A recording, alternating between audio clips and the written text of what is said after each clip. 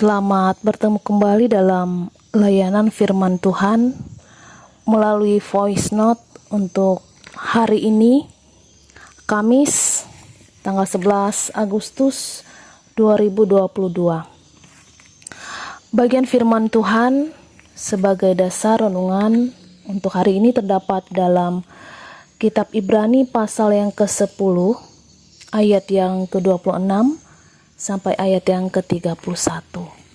Namun sebelum kita bersama-sama membaca, memahami kebenaran firman Tuhan, marilah kita bersama-sama bersatu di dalam doa. Kita memohon tuntunan Roh Kudus. Syukur terima kasih atas kebaikan kemurahan Tuhan, karunia kesehatan, kekuatan yang telah diberikan. Bapa, pada saat ini kami akan bersama-sama membaca, mempelajari isi kebenaran firman-Mu. Kami memohon urapan dan tuntunan Roh Kudus, supaya kami boleh diberikan pemahaman. Dalam Yesus Kristus kami berdoa. Amin. Pembacaan bagian firman Tuhan dalam Kitab Ibrani 10, ayat yang ke-26 sampai ayat yang ke-31 di bawah judul ketekunan. Demikian bunyi firman Tuhan. Sebab jika kita sengaja berbuat dosa, sesudah memperoleh pengetahuan tentang kebenaran, maka tidak ada lagi korban untuk penghapusan dosa itu. Tetapi yang ada ialah kematian yang mengerikan akan penghakiman dan api yang dahsyat yang akan menghanguskan semua orang durhaka. Jika ada orang yang menolak hukum Musa, ia dihukum mati tanpa belas kasihan atas keterangan 2 atau 3 orang saksi. Betapa lebih beratnya hukuman yang harus dijatuhkan atas dia, yang menginjak-injak anak Allah, yang menganggap najis darah perjanjian yang menguduskannya, dan yang menghina roh kasih karunia. Sebab kita mengenal Dia yang berkata, "Pembalasan adalah hakku, akulah yang akan menuntut pembalasan." Dan lagi, Tuhan akan menghakimi umat-Nya. Ngeri benar kalau jatuh ke dalam tangan Allah yang hidup. Tuhan Yesus bersabda, "Firman-Mu adalah pelita bagi kakiku dan terang bagi jalanku." Amin. Bapak, Ibu, Saudara-saudari, kita mengimani bahwa keselamatan adalah anugerah yang tidak ternilai harganya dengan apapun juga. Tidak mampu dibayar dengan apapun, termasuk dengan perbuatan baik, bahkan amal yang dilakukan. Disebut anugerah karena bukan dari hasil usaha kita, tetapi diberikan secara cuma-cuma kepada kita melalui salib Kristus dan pengorbanannya. Keselamatan dibayar dengan darah yang mahal, darah Yesus Kristus yang diberikan kepada setiap kita yang percaya dan mengimani kehidupan dan keselamatan yang datangnya daripada Tuhan. Bapak, Ibu, Saudara-saudari yang dikasihi, apabila kita membaca nas teks firman Tuhan pada hari ini, seolah-olah ada dosa tertentu yang tidak diampuni, dan mungkin timbul pertanyaan, di manakah kasih Allah yang besar dan tidak terbatas itu? Hal tersebut sepertinya bertentangan. Untuk itu marilah kita sejenak menyelidiki, mempelajari konteks perikop ini. Bapak, Ibu, Saudara-saudari, penerima surat Ibrani ini adalah berlatar belakang orang-orang Yahudi yang memiliki kepercayaan Yudaisme. Mereka sangat lekat dengan kehidupan budaya dan hukum Taurat yang sangat kuat. Namun ketika mereka mengenal Yesus dan menerima sebagai Tuhan dan Juru Selamatnya, mereka mengalami penebusan oleh pengorbanan Yesus, yaitu penebusan yang sempurna, yang hanya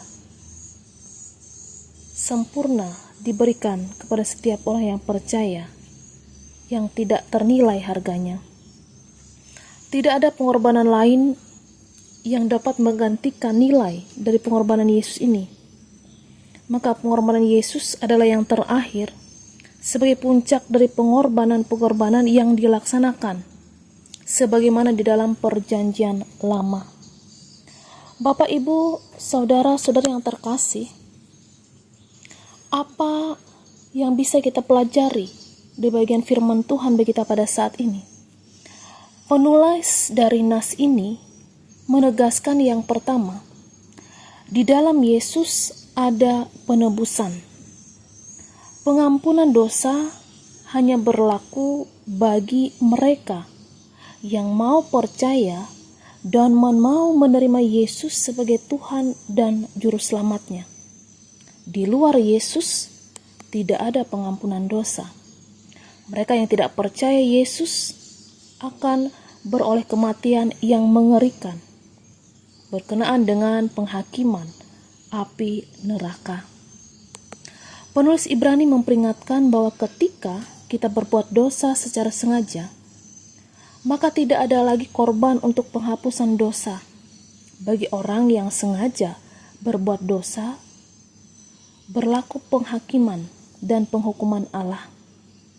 Orang yang menolak anugerah Allah, tidak ada lagi keselamatan bagi dirinya.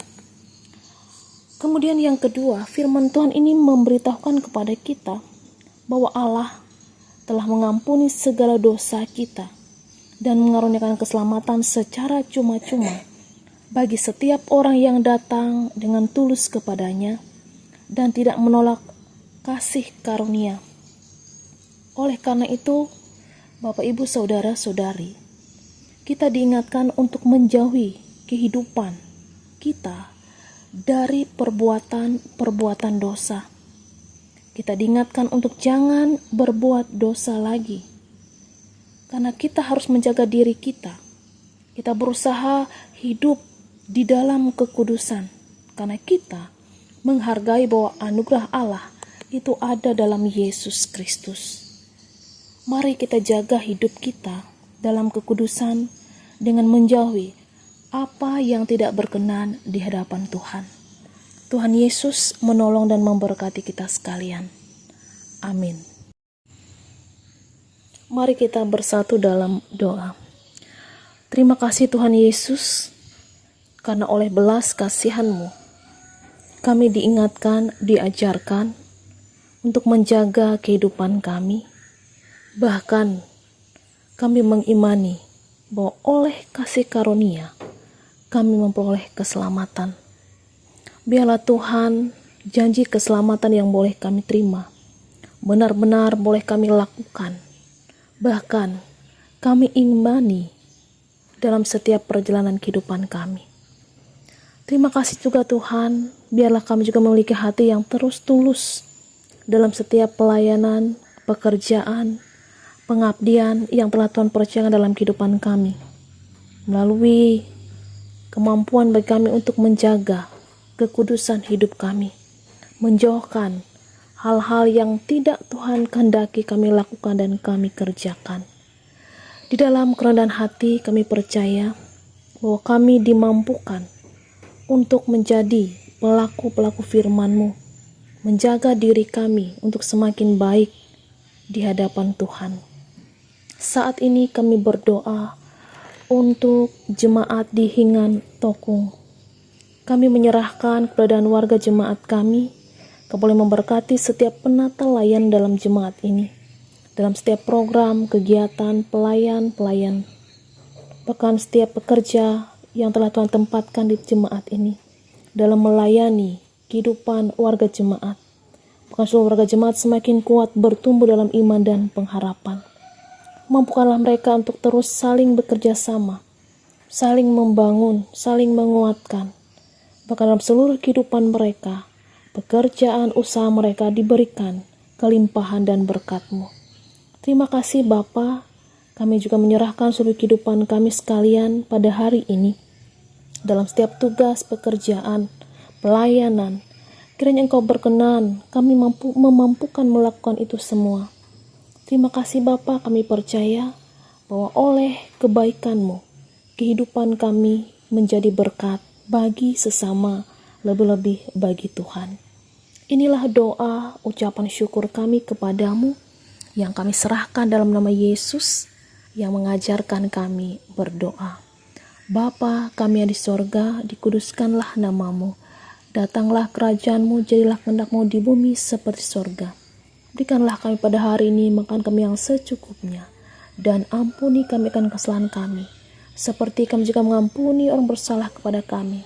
Dan janganlah bawa kami ke dalam pencobaan, tapi lepaskanlah kami dari yang jahat, karena Engkaulah yang punya kerajaan, kuasa, dan kemuliaan, sampai selama-lamanya. Amin. Tuhan Yesus memberkati kita. Tuhan memberkati engkau dan melindungi engkau. Tuhan menyinari engkau dengan wajah-Nya dan memberi engkau kasih karunia. Tuhan menghadapkan wajah-Nya kepadamu dan memberi engkau damai sejahtera. Amin.